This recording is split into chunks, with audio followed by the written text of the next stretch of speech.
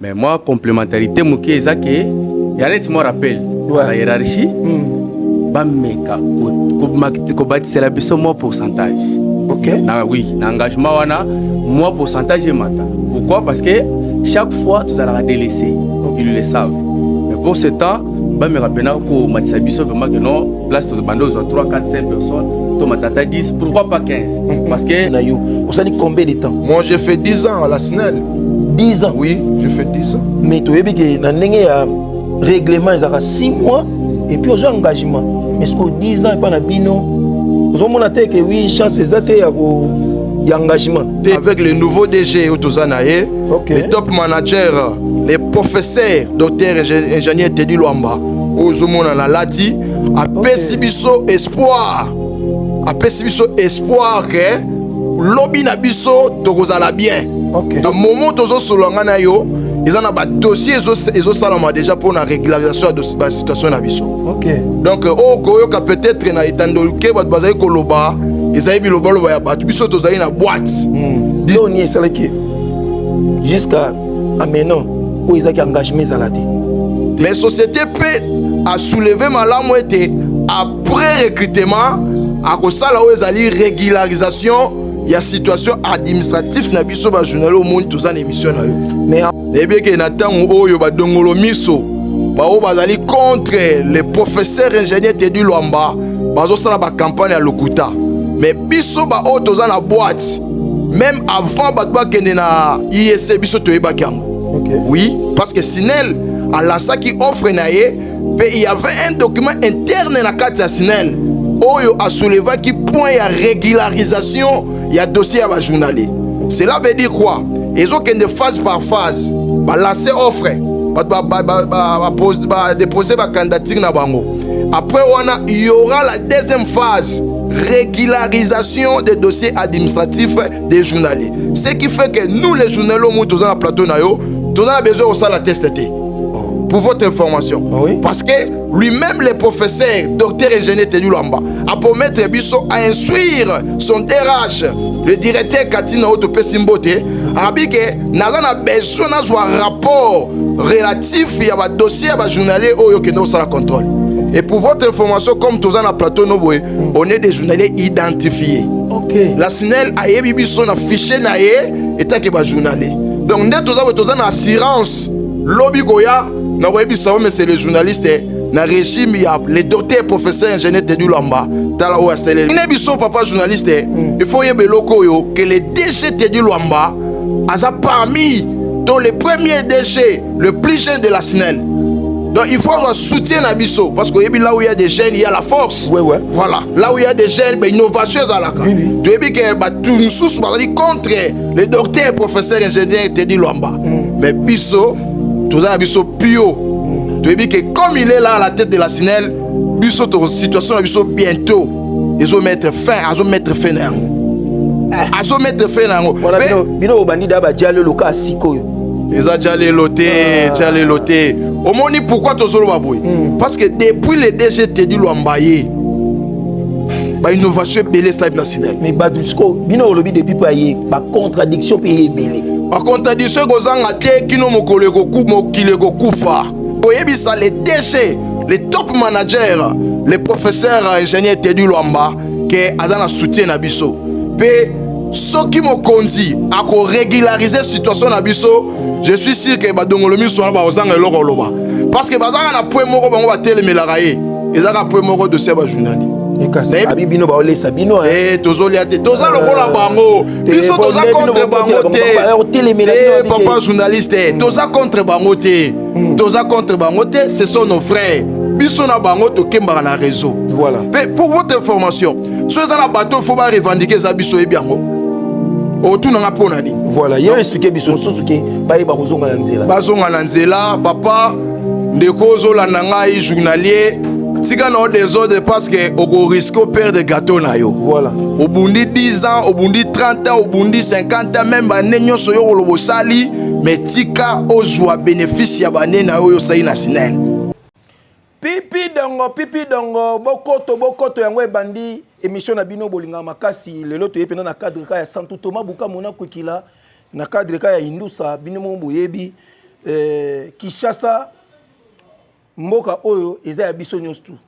Mokonza mboka chef de l'État Félix Antoine Tshisekedi Tshilombo Fachi Béton le déblonneur du système azawana pona biso pona ba congolais nyonso kasi apesi tâche na quelques bateaux ou apesi bango confiance pour que ba gérer ba entreprise publique locaux la entreprise Yasnel. Tala place makambo yesiko awa. Tikana yebisa yo ke mbutu yeke na ba journalier oyo Yasnel batomboki bamusu batomboki basiliki bazoye bate soki eza nini. Place oyo kosala ke ngai na yo kutana na collectif ya ba journalier ya ba service centraux ba service centraux auto kutana na bango nde tokosola na bango bapesa biso na détail nyonso surtout ke boyebi ke entreprise Yasnel ezali na kati ya portefeuille auto pesa merci mingi na ministre na biso azokumbela ngo kitoko joli na ndenga mokete tosola na bandeko ya service centraux oyo bakoyebisa biso na détail nini eza koleka penza na SNEL est-ce que ba journalier po toyokaki mikoleleki ke na ba télévision engagement ezali kosalema bato baza kosala ba test mais est-ce que na SNEL ba journalier oyo basali ba 10 ans ba 20 ans bango pe bazali engagé toté toleka merci na bato tout boza kolanda biso ndenge na uta koloba na bino na kuta na collectif ya bandeko to ba journalier ya SNEL oyo eza que ponanga nazoloba bien ponanga nazomona lokwa ndire ki na ebité to loba ndenge nini mais na lokwa nazana bango sur place na reposer bango ba question ponanga nazomona na ebité so eza ki baza engagé bien baza engagé te na yeba na bango na mengana ko yamba bango bango nde bayebisanga problème na ko ngala ko za biloba loba oyebi ngana za muta sungi sungi biloba lobeleki na ko leksa mungwa nzoka fallait mungwe koka yango moni il fallait to yamba bango mo baloba na micro ngai au sala moi bien bonjour ndeko Bonjour monsieur journaliste. Boni santé Et Dieu fait grâce, ça va. Mbala liboso je crois que na yambo na émission na biso ko se présenter aux ali nani na ba o baza kolanda. Merci beaucoup monsieur les journalistes pour la chance au PCBiso tous les can émission na yo. Ngai kombo na ngai ezali Kalala Mbui Benjamin. Nazali président ya collectif des journaliers des services centraux. Donc na lingala inkolobe te président oyo atali lisanga ya ba journalier ya ba services centraux. Donc na mukusi ezabo. Centraux na ndenge. Services centraux na définition on a expliqué yo za muta boitité.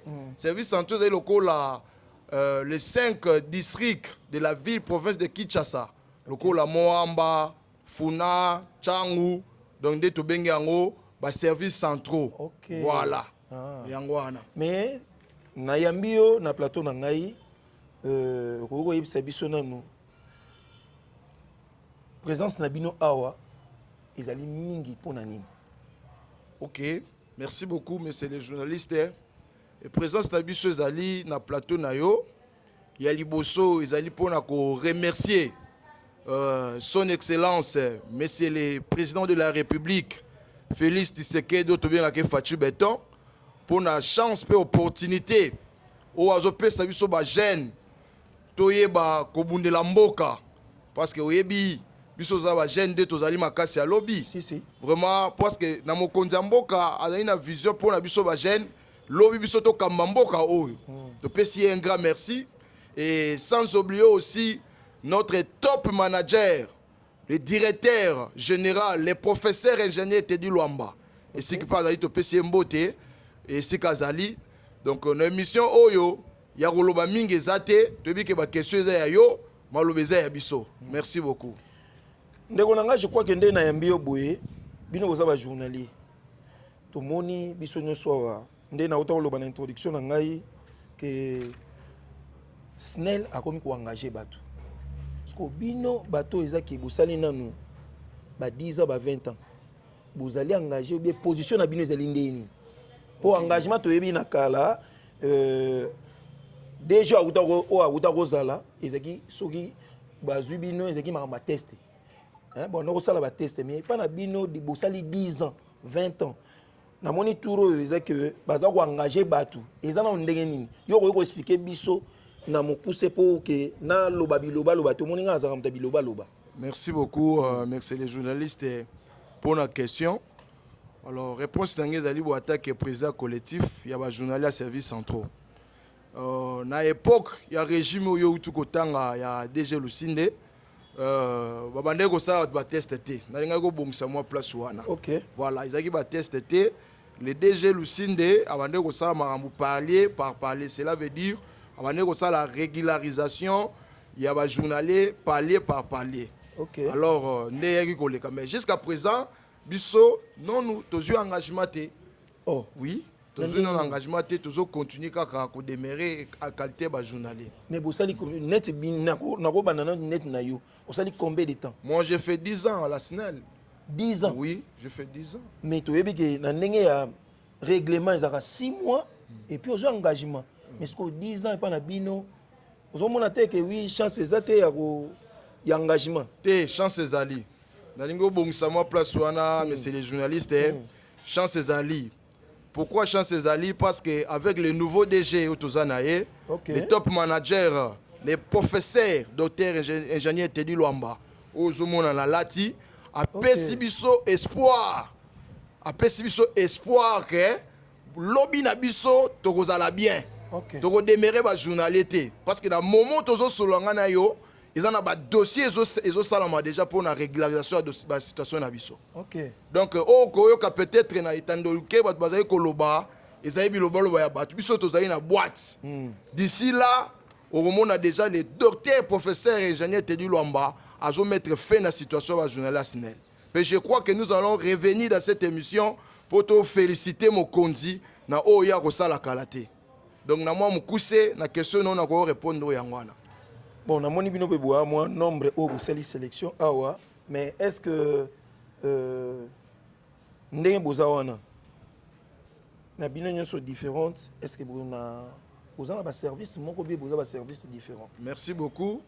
Nande toza collectif to benga en français collectif des journaliers des services centraux.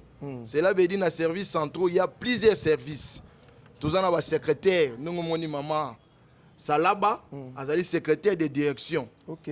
Tous en a ba jointeur en moyenne tension, nous moni papa Jonas. Tous en a ba électricien monteur, nous moni papa Mondo.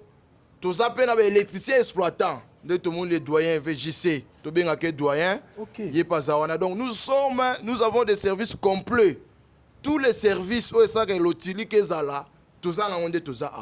Mais et là on est sali que na ndongo lobby par rapport à ba service na bino et là on est sali que jusqu'à maintenant où ils ont engagement zalati. Mais c'est les journalistes n'ina ebiso le romoko engagement zali. Parce que ceux qui ont talibien même na ba etandolike hormona dimanche au yote koleka batu bazaki na IEC ko sala ba test. Pourquoi? Parce que société a fongola ki penzela et pas ya bateau yo basisi ba classe bateau bazali na misala te ba déposer pe ba demande d'emploi na bango pour société pas na besoin na bango. Mais société peut a soulever malamu ete après recrutement a ko sala o ezali régularisation. Il y a une situation administrative na biso ba journal au monde tous en émission na yo. Mais en réalité il fallait banana na bino parce que bino boza bato boza déjà une expérience. Bosali musala o ezake le lope tous au monde. Mais il fallait banana na bino il y a ko régulariser bino avant comme na point à rozo bat mususu. Zo mona ngote ke ngai pa na ngai na zo mona te ke oui moi eloko wana sali quand même malamu te. Papa journaliste tika na biso zala kimia. Nebie que Nathan Oyo ba dongolo miso ba o bazali contre les professeurs ingénieurs Teddy Luamba bazo sala ba campagne à Lokuta mais biso ba o toza na boîte même avant ba ba kende na IEC biso to yeba kango. OK. Oui, parce que Sinel a lancé qui offre naé pe il y avait un document interne na carte Sinel Oyo a soulevé qui point ya régularisation ya dossier à ba journalier. Cela veut dire quoi? Ils ont qu'une phase par phase. Lancer offre déposer ma candidature na bango. Après il y aura la deuxième phase, régularisation des dossiers administratifs des journaliers. Ce qui fait que nous les journaliers nous tous dans plateau na yo, tous on a besoin de ça la tester. Pour votre information. Oh oui? Parce que lui-même, le professeur, docteur ingénieur Teddy Lwamba, a pour mettre Bisso à instruire son DRH, le directeur Katina Otopé Simbote, a dit que nous avons besoin d'un rapport relatif à un dossier à un journalier qui nous a contrôle. Et pour votre information, comme tous dans le plateau, on est des journaliers identifiés.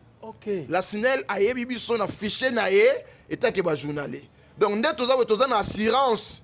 Lobby Goya, mais c'est le journaliste, dans le régime, il y a les docteurs, professeurs, ingénieurs Teddy Lwamba, tala o astele biso tozu matriqué. Mais ça na bateau baza contre makamouya zo sala.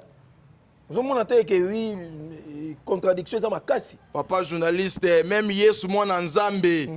Eza pe na bateau balingaka ye, eza pe na bateau balingaka ete. Toyebi eza na bateau yo baza wana po batemela pouvoir. Nene biso papa journaliste, il faut yebe loko yo que le DG Teddy Lwamba a parmi tous les premiers DG, le plus jeune de la SNEL. Donc il faut soutien à biso parce que là où il y a des jeunes, il y a la force. Ouais. Voilà, là où il y a des jeunes, innovation à la carte. Tu sais que tout nous sous contre les docteurs, professeurs, ingénieurs Teddy Lwamba. Mais biso, tout ça biso pio. Tu sais que comme il est là à la tête de la SNEL, biso ton situation biso bientôt. Ils vont mettre fin, ils vont mettre fin à ngo. Ils vont mettre fin à ngo. Bino obandi da ba diale loka sikoyo. Ils ont diale loté. Au moins pourquoi tu zolo baboy? Parce que depuis le DG Teddy Lwamba ba innovation belé stable national. Mais badusco bino olobi depuis pa yé ba contradiction pe yé belé. Ba contradiction gozanga te kino mokole ko ku mokile ko kufa. Parce que ils ont la mututé à séparer en élévation à mutu. Ils appellent à battre belé, bah on a envié poste, on va jouer en côté. Donc bah Rosala, on a pour battre moi, bah intérêt. Il y a on profiter occasion de tous en émission na yo. Il y a quoi ça les DG, les top managers, les professeurs ingénieurs Teddy Lwamba, que azana soutien na biso. Pe ceux qui m'ont conduit à régulariser la situation na biso, je suis sûr que bah dongolomi soit bah ozanga loko loba. Parce que bah na point moko bah on va télé melaraye. Ils ont point moko de ces bah journaliers. Na yebiso le loso ba mususu ba oli ba journalier mususu ba oli nga ba sa désordre pour nango. Wane talibango. Oh, da désordre des athées. Bino nyoso boza ndenge moko. Dozo mettre en garde. Bato baza ko instrumentaliser bande ko na biso ba journalier pour ba bimana nzela ba sa la désordre tozo mettre bango en garde. La police est aux à disposition na bango parce que aux à la violation ya loi. Il y a ordre public. L'État au Tchabango Maboko. Pourquoi? Mais ces journalistes na tout no muktu na papa na ngai. Na moment oyo moto azo reconnaître azana nyongo na yo. Pe azo promettre wa ko futa yango ndambo ndambo. Yo zozo initiative ya ko kendo funda mutu na la police. Est-ce que vous avez raison? Wana ko to so mutu reconnaître ndengai ndelo na. Ah!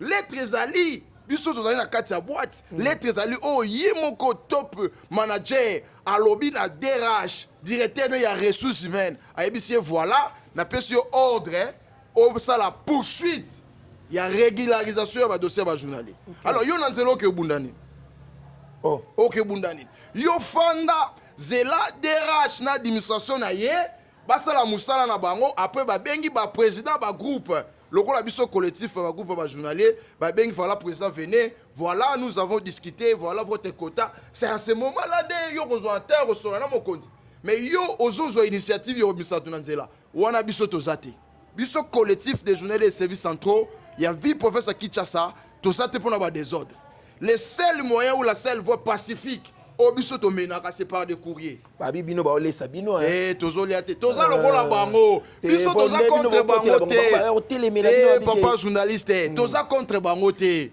toza contre bango te ce sont nos frères biso na bango to kembaka na réseau voilà pour votre information ceux dans la bateau faut pas revendiquer za biso e biango autour na pona nini voilà yo expliquer biso na koloba no boy papa journaliste na régime oyo uti ko leka il y a DG Teddy il y a DG Lucinde ba engagé bango 10 na ba service ah bon mais biso na ba service centraux bazwa biso dédé entre biso na bango banani faut ba bimana nzela binot alors pourquoi biso tozo bimate Parce Oh, que bino lié à sikoyo. tous en assurance que nous avons à la tête de la SNEL un jeune. Et en plus, c'est un professeur, docteur, ingénieur. Voilà. Tous en assurance, à tal lelo et simbité lobe au Simba. Ok. Tu peux essayer confiance. Puis tu sais que dans le moment où déjà Zola Nabiso, il a un soutien Nabiso, biso collectif des journées de services centraux. Okay. Il a notre soutien. Nous n'avons pas droit à l'erreur. Toujours protéger, puis toujours concevoir pouvoir et à DG. Ok. Voilà. Donc, ça, il faut reconnaître les gens à battre. Moi, je vais exciter, battre na cessé. Barozanga te. Barozanga te. Na uta wa biso même moi na Nzambe Yesu. Ezali na bato pe ba combattre. Ouais ouais. Voilà. Oh, bazaki na voilà. Biso za pour DG parce que tozomona eloko moko te ya malonga o biso lelo collectif des journalistes services centraux nde naza na ba membre na nga na ba représentants na nga o tokobima na nzela. So ba kangi biso tokoloba na raison ni tobimi na nzela. Parce qu'il y a une note où il y a dans la messe à mon considérage où il y a le numéro 1 de la société de l'entreprise à instruire na DRH à a besoin après recrutement au procéder à la régularisation de la situation à Banao. Okay. Alors, quelle est la raison qui va nous pousser à Robimananzela? Tout le monde est en côté. Mais est-ce que vous avez un message au Européen dans les journalistes? Surtout, mais sous que dans le soupé, à la position. En tout cas, mais il faut convaincre les pour que Azon Alanzela. Merci beaucoup. Bandemona bazolanda biso. Toza contre binoté. Biso na bino tozo bunda pour ne loko moko. O ezali régularisation ya dossier na biso parce que to roumé na ba réseau. Mais il faut toye bagay période yo tozali eza période té to fongo la porte na muna kota pour alongolo ezali pambo na biso nzamba tsheli boso na biso. Tofanda ina bino tomonaki recrutement obimaki na nzela te bato baki osala test obimaki na nzela te mais boni lelo ozwa initiative obima na nzela pour que ndoko luka nini au moment biso na bino toyebi na minute oyo eza na ba courrier oyo DG à instruire to ba note déjà instruire département ya ressources humaines ba régulariser situation na biso pe to participer na ba réunion. Voyez, ça a biso que ekobima les mêmes jours. Alors, nini eko pousser yo lelo, obim sabatu, nanzela, te, toboye loko ada. La seule voie ou le seul moyen, ils a par des courriers administratifs. So, monique maramozo simbate, comment que no pesa ba konzi batanga yo. Donc, ngala mkusi na ko pesa ka conseil pa bandeko, ide wana to refongo la porte na munguna po akota, aiba ko bebi so za maram na biso. Toza la calme. Les top managers, les DG numéro 1, voilà, l'ingénieur professeur Teddy Luamba, Azawana, assuré biso déjà que Mambo ya pio. Mambo ya pio. Nako suki sana likambo. Et l'or ni eza ko assurer que eza ko assurer bino pour bo pesa y confiance wana. Eza ka po na ndenge a pesa ki instruction na ou bien boyebi pe capacité na. Papa journaliste na biso que dasali 10 ans. Na réseau Sinel attaque journalier pe bandeko na biso mususu pe basali bambula koleka penga bazali donc biso ete eza na DG mon côté o ya reconnaître situation ba journalier facilement loko la DG Fabrice loko la DG TDT ya solo oui on peut confirmer biso oui na ko confirmer yo parce que déjà autant waye et loko a liboso soko tali na démarche na ye tant ba pylone ko yaki ayaki ko accompagner ba journaliste na kati ya musala. OK. Mais il était étonné tant waye amoni ba monteur de ligne. Abi non. Ce sont des journaliers à instruire les mêmes jours. Abi sabiso que il faut s'organiser et tant que ba journalier. OK. C'est depuis le jour là que tout le monde qui non c'est un bon papa pour nous. Il a notre soutien, nous les collectifs des journées de services. Donc, tant à reconnaître Bino. Mais oui. Et puis, après, si ligne de conduite, pour que Bino Bolanda. Voilà. Donc, il y a un faux repère que ce qu'on a battu, qui est influencé par battu, qui est Bazonga Nanzela. Bazonga Nanzela, papa, ndeko zolanda ngai journalier, tika na des ordres parce que on risque de perdre des gâteaux na yo. Voilà. Au bundi 10 ans, au bundi 30 ans, au bundi 50 ans, même ba nenyo so yo lobo sali. Mais tika ozwa bénéfice ya bane na oyo sayi na Sinel. Des ordres de foot à rater. Na makofi pe victoire ya raté. Victoire ya na négociation. Yo luka o lega na table de négociation o discuter na ba konzi ya Sinel na respect pe na humilité en ce moment là rejoindre des causes na yo ya bane oyo sai national désordre ko bima nzela to bima na tango ya directeur général Kayombo to bima bakanga biso to sala nyonso mais finalité toujours pe gain de causes. OK. Alors biso na collectif des journées de services centraux biso to hôtel na biso tous en biso pacifique. Cela veut dire si nous avons des réclamations to commis en gros to tindi en na secrétariat DG atangi biso a tcheba notation jusqu'à tel point que tu reçois résultat positif. Biso za pour na désordre té. Na ebité ceux qui bande ko musu bokoza na mwa maloba pour to clôturer. Wa to za collectif na ozanga maloba té ba ndeko pe ba ozanga maloba té ba ozape na moi ko contribuer na oyo président bango alobi. Wana na pesi maloba papa Jonas. Oui, merci monsieur le journaliste. Na pesi d'abord merci na président na wa pesi nga liloba. Toko ko sala tautologie té. Po o to linga to loba dia salo bien. Voilà. Mais moi complémentarité muke ezake ya net mo rappel à la hiérarchie. Ba meka ko bâtir la biso mo pourcentage. OK. Na oui, na engagement wana moi pourcentage et mata. Pourquoi? Parce que chaque fois tu allras délaisser. Okay. Ils le savent. Mais pour ce temps, bah me rappelle que Matsabiso vraiment que non place tous bandos 3 4 5 personnes, to matata 10, pourquoi pas 15? Parce que tola la libanda tel que vous voyez bato baza alimenté c'est nous. OK. Bah on peut bailler bi makambwana. Mais sinon tu bosso ça l'effort wana. Oui certainement. Oui. Voilà. Alors sur ce to sengi bango que non ba Matsabiso service ya biso o tozali collectif des journaliers ou à service centraux ba pe service mo quota ya mo likolo. C'est ça vraiment notre objectif. OK. Nous sommes accompagnés de beaucoup d'équipes. National tozana ba équipe telle mais pour na biso oyo président auto énuméré awa ba me combattre biso tozo ata moi quota ya bien. OK. En tout cas oui, et là on a bakisi yango parce que tout ce que je devrais dire il y a ça le bien déjà. Merci beaucoup. Merci. Na ebité moi maloba ndeko za maloba. Oh, il y a ça le but de la c'est ça au moins le problème. Donc merci na président. Merci beaucoup monsieur le journaliste. Merci na batuto bolandaki biso donc binomo boto yoka bandeko ndenge ba pesi message to ebiki DG na biso Yasnel te dit a osala effort et puis to continuer toujours au pesi confiance wana. Lokola bandeko collectif o ba pesi confiance yo pendeko ozali journalier au Bunda en tout cas luka kokota na collectif oyo tolanda na nzela wana soki epesité nde tokoluka nde nini ya kokende na modalité mosusu nzela oyo esengeli ke tolanda ezali yango et puis biso tozela résultat ya malamu. Merci na bino, bisous, bye.